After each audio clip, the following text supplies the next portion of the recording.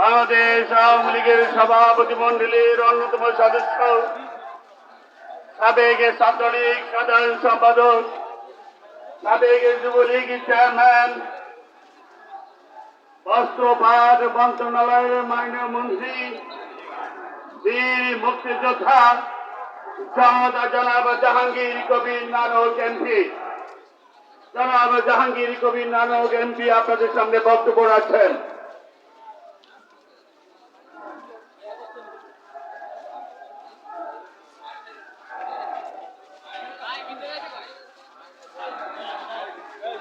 ভাই জয় বাংলা।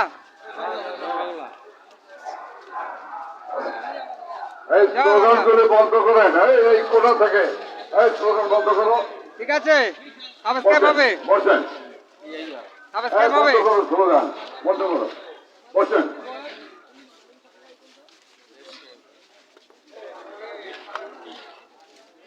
সাবস্ক্রাইব হবে। আমাদের মহান নেত্রী জাতির পিতা বঙ্গবন্ধু কন্যা, সকল রাষ্ট্রনায়ক,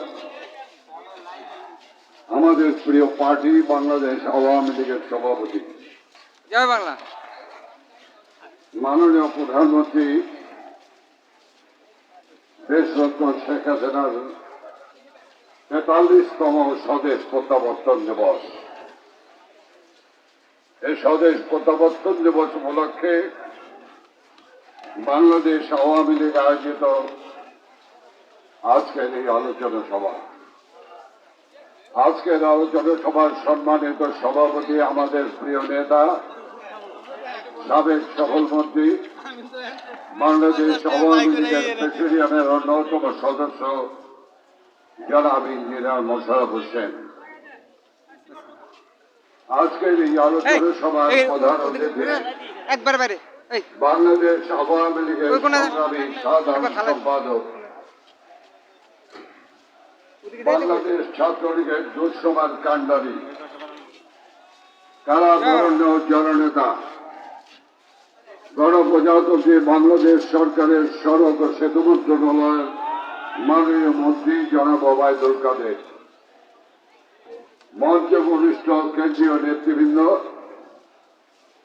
মহানগর আওয়ামী লীগের নেতৃবৃন্দ, উপস্থিত সম্মানিত মঞ্চ বরিষ্ঠ অতিথিবৃন্দ, গণমানুষের কবি, আমাদের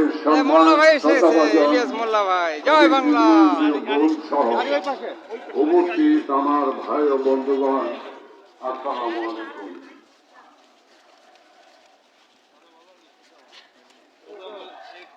জাতির পিতা বঙ্গবন্ধু কন্যা শেখ হাসিনা 1981 সালের এই দিনে স্বদেশ প্রত্যাবর্তন করেছিলেন। তার জননী জন্মভূমিতে ফিরে এসেছেন। এই বাঙালি জাতির জাতীয় জীবনে 3টি প্রত্যাবর্তন আলোকবর্তিকা হয়ে এসেছিল। 10ই জানুয়ারি 1972 সাল মহান দার্শনিক জাতির পিতা বঙ্গবন্ধু শেখ মুজিবুর রহমান বাঙালি বাংলা প্রিয় বাংলাদেশে ফিরে এসেছিলেন। আর সেদিন যদি উনি ফিরে না আসতেন তাহলে আমি আলোচনায় যাব। বঙ্গবন্ধু কন্যা শেখ হাসিনা জয় বাংলা। 1981 সালে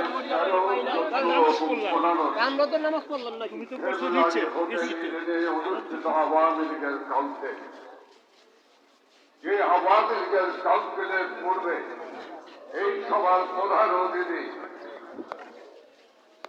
বাংলাদেশ ছাত্রলীগের তৎকালীন সভাপতি, আমরা বাংলাদেশ ছাত্রলীগ থেকে আমরা সঞ্চালিত হয়েছিলাম বঙ্গবন্ধুর দুই কন্যা শেখ হাসিনা শেখ রেহানাকে স্বদেশে ফিরিয়ে আনতে হবে। সমগ্র হোটেল নিজের পার্শ্ববর্তী এলাকা স্লোগানে মুখরিত হয়েছিল। নেত্রী জয় বাংলা। বঙ্গবন্ধুর কন্যা শেখ হাসিনা আওয়ামী লীগকে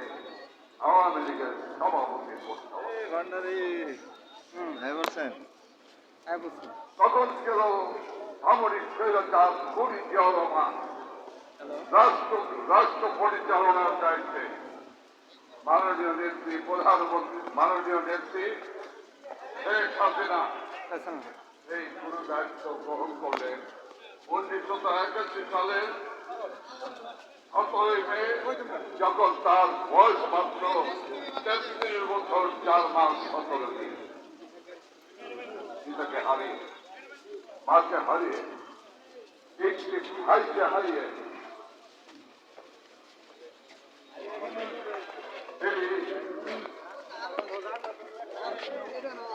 চার মাস থেকে ফিরে জীবন যাপন করলেন 6 বছর। ছোট্ট সজীবনের জয় আর সাহেবাউলের তরুণ কিতাব আমি ডক্টর ওয়াজিদের কাছে রেখে দেশের চলে দেশের চলে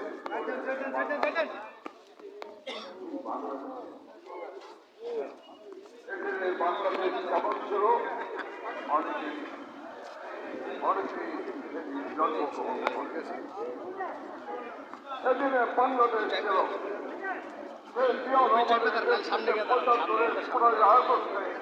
বঙ্গবন্ধুকে হত্যা করে নির্বাচিত সরকারকে উত্থান করে খুনিদের রণতন্ত্র ত্যাগ করা হয়েছিল। এই খুনির অবাধ বিচরণ ভূমিতে পরিণত হয়েছিল। এই বাংলাদেশ কেমন ছিল? এই বাংলাদেশ জয় বাংলা।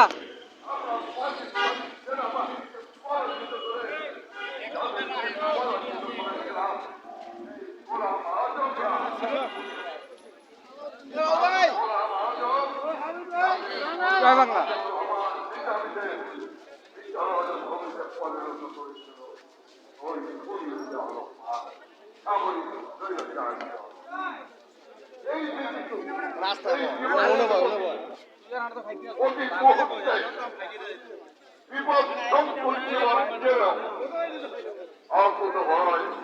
বঙ্গবন্ধু রক্ত যার সমস্ত প্রবাহিত সে রক্ত বড় হওয়া মানে না, সেই রক্তের উত্তরাধিকার শেখ হাসিনা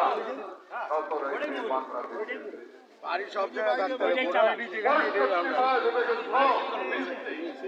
উপেক্ষা করে লাশ বলা ঘুমানো ভাই জয় বাংলা।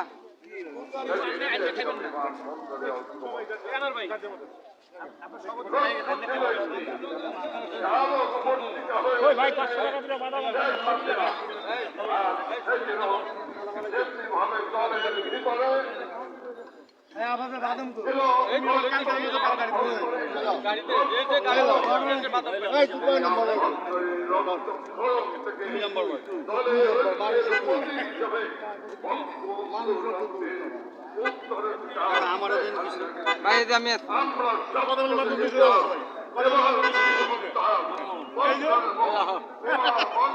কোন আপনার দোস্তরা কোন 2 নম্বর এখন কোন 2 নম্বর ওঠে না কয় নম্বর 1 দুলাবাড়ি কেমনে আমার স্লোগানে মুখরিত হবে এ বাংলা জয় বাংলার বাংলা। জয় বাংলা। শেখ হাসিনার নেতৃত্বে সেদিন বজ্র কঠিন শপথ দিয়েছিল লক্ষ লক্ষ মানুষ, আর ওই সারা বাংলাদেশের কোটি কোটি মানুষ চাতক পাখির মতো অপেক্ষা করছিলেন কখন বঙ্গবন্ধু রক্তের উত্তরাধিকার শেখ হাসিনা বাংলাদেশের মাটিতে পদার্পণ করে। অনেক বাধা বিপত্তি ছিল, জিয়াউর রহমান এখনো কোনো ষড়যন্ত্র নাই যা না করেছিলেন, সকল বাধাকে টিকিয়ে দিয়ে শেখ হাসিনাকে ডরকে জয় করে, ভয়কে জয় করে বাংলাদেশে ফিরে এলেন। কিন্তু ওই জিয়াউর রহমান মালিক মিরার বিরুদ্ধে শেখ হাসিনা বঞ্চিত করার পর যখন যে বাড়িটিতে তার বাবা রক্ত পড়ে আছে যে বাড়িটিতে তার মায়ের রক্ত পড়ে আছে, যে বাড়িটিতে তার ভাই, আমাদের ভাই মাতামুর দিকে যা। শেখ জামাল, শেখ রাসেলের রক্ত পড়ে আছে, তার অধিকার ছিল ওই বাড়িতে ঢোকার অধিকার ছিল। এই রক্তের কাছে গিয়ে দাঁড়িয়ে বুক ফাটা কান্না কেঁদে তিনি একটু হালকা হবেন আল্লাহর দরবারে, তিনি দোয়া করবেন তাদের আত্মার শান্তি কামনার জন্য, তাদের ব্যস্ত নসিবের জন্য। কিন্তু ওই জালেম জিয়াউর রহমান, ওই নমরুদ জিয়াউর রহমান বাড়ির 32 নম্বরের গেট আটকে দিল, তালা মেরে রাখলো, শেখ হাসিনাকে ঢুকতে দিল না। শেখ হাসিনা ওই মেইন গেটের পাশে, তালাবদ্ধ গেটের পাশে বকুল তলায় দাঁড়িয়ে কাক ভেজা বৃষ্টিতে ভেজা ওই শরীর নিয়ে আল্লাহর দরবারে দুহাত তুলে সেদিন দোয়া করেছিলেন, তার স্বরে চিৎকার করে কেঁদেছিলেন। এই বাংলাদেশ সেই দিন থেকে নেত্রী শেখ হাসিনা সারা বাংলাদেশে গ্রামগঞ্জ পথে প্রান্তরে ঘুরে বেরিয়েছেন দুটি কারণ নিয়ে, দুটি লক্ষ্য নিয়ে। একটি হলো দলকে ঐক্যবদ্ধ করা, উজ্জীবিত করা, আর হলো বাঙালি জাতিকে জয় বাংলার ঐক্যবদ্ধ করে জাতীয় জাগরণ সৃষ্টি করা। বঙ্গবন্ধু কন্যা শেখ হাসিনা চেয়েছিলেন ওই হামাস থেকে বন্দী গণতন্ত্রকে বাংলার মানুষের কাছে ফিরিয়ে দিতে। শেখ হাসিনা চেয়েছিলেন ভোট ভাতের অধিকার ফিরিয়ে দিতে বাংলার জনগণকে। নিরবিচ্ছিন্ন লড়াই করতে হয়েছে শেখ হাসিনা। 19 বার তাকে হত্যার চেষ্টা করা হয়েছে, 9 বার তাকে কারাবরণ ভোগ করতে হয়েছে। সর্বশেষ ওই বেগম খুনি খালেদা জিয়া, খুনি তারেকরা 2004 সালের 21 আগস্ট চূড়ান্ত পরিকল্পনা করে পৃথিবী থেকে শেখ হাসিনা সহ আওয়ামী লীগের নেতৃবৃন্দদেরকে সরিয়ে দেওয়ার জন্য। রাখেল রহমানকে, শেখ হাসিনাকে সেদিন এই বাংলাদেশ আওয়ামী লীগের কেন্দ্রীয় নেতৃবৃন্দ মানব খাল তৈরি করে সেদিন গ্রেনেডের স্প্লিন্টার থেকে রক্ষা করেছিলেন। আমার ভাই এবং বোনেরা, আমি বক্তব্য আর বাড়াবো না। আমি শুধু বলবো, দীর্ঘ 15 বছর আমাদের নেত্রী শেখ হাসিনাকে পথে প্রান্তরে লড়াই করতে হয়েছে, সংগ্রাম করতে হয়েছে। আজ 15 বছর দেশ পরিচালনা করছেন শেখ হাসিনা, ফিরে এসেছেন বলে আমরা আলোচনা করছি। শেখ হাসিনা যদি ফিরে আসতেন তাহলে কি হতো বাংলাদেশ? শেখ হাসিনা যদি 7ই মে ওই সামরিক জনতা 1-11 অঘটন ঘটন পরিস্থিতির বিরুদ্ধে সেদিন যদি সাহসিকতার সাথে বাংলাদেশে ফিরে আসতেন তাহলে বাংলাদেশ কোথায় থাকত? আজকে এই আলোচনাগুলি আমাদের বিবেকের কাছে রাখতে হবে, আমাদের বিবেকের কাছে রাখতে হবে। সেই বাংলাদেশ, যে বাংলাদেশকে ওই খুনি খালেদা জিয়া, মতিউর রহমান নিজামী, কাদের মোল্লারা আর ওই হাওয়া ভবনের তারক রহমানরা দেশকে একটি জঙ্গি রাষ্ট্রে পরিণত করতে চেয়েছিল। সেই জঙ্গি রাষ্ট্র থেকে এই দেশকে পরিত্রাণ দিয়েছেন সাহসী নেত্রী শেখ হাসিনা। আমার সম্মানিত কবি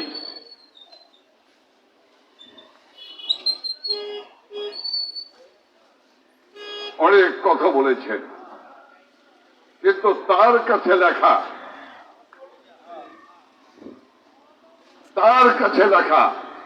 তার বন্ধুর একটি চিঠির একটি অংশ আমি পড়তে চাই।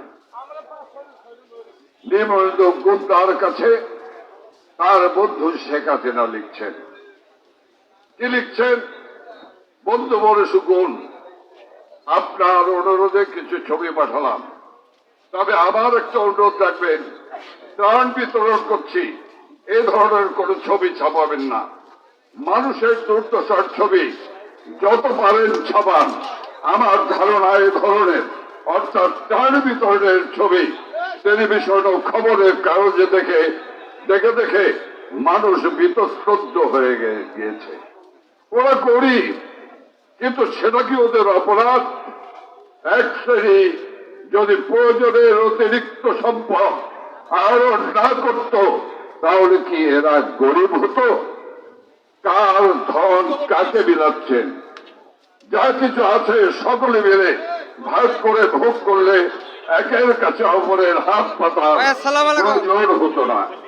ওদেরই সম্পদ লুট করে সম্পদশালী হয়ে আবার ওদেরই দুর্দশার সুযোগ দিয়ে সাহায্য দানের নামে হাতে তুলে দিয়ে ছবি ছাপিয়ে ব্যক্তিগত ইমেজ অথবা প্রতিষ্ঠা লাভের প্রয়াস আমি মানসিক ভাবে কিছুতেই মেনে নিতে পারি না। আমার বিবেকে বাধে। আমার ভাই এবং বন্ধুগণ, আজ বাংলাদেশ শেখ হাসিনার নেতৃত্বে এগিয়ে যাচ্ছে। এই বাংলাদেশকে নিয়ে অনেক ষড়যন্ত্র হয়েছে। সকল ষড়যন্ত্রের ভিত ভেঙে চুরে চুরমার করে দিয়ে শেখ হাসিনার নেতৃত্বে দ্বাদশ জাতীয় সংসদে নির্বাচন আমরা সম্পন্ন করেছি। আর সেই সম্পন্ন করতে এই আপনারা দিন রাত পরিশ্রম করেছেন, অক্লান্ত পরিশ্রম করেছেন। ওদের যে হুমকি ধুমকি তার মোকাবেলা করার জন্য আপনারা প্রতিটি শান্তি সমাবেশকে সফল করেছেন। এর সকল ভাগিদার হলেন আপনারা। শেখ হাসিনার নেতৃত্বে বঙ্গবন্ধুর স্বপ্নের সোনার বাংলাদেশ 2041 সনে শেখ হাসিনার স্বপ্নের স্মার্ট বাংলাদেশ প্রতিষ্ঠার মাধ্যমে আমরা শেখ হাসিনার সকল মেধা এবং শ্রমকে সম্মান করব। এই হোক আজকের প্রত্যয়। খোদা হাফেজ। জয় বাংলা, জয় বঙ্গবন্ধু। সংগ্রামী ভাই বোনেরা, এ পর্যায়ে আপনাদের সঙ্গে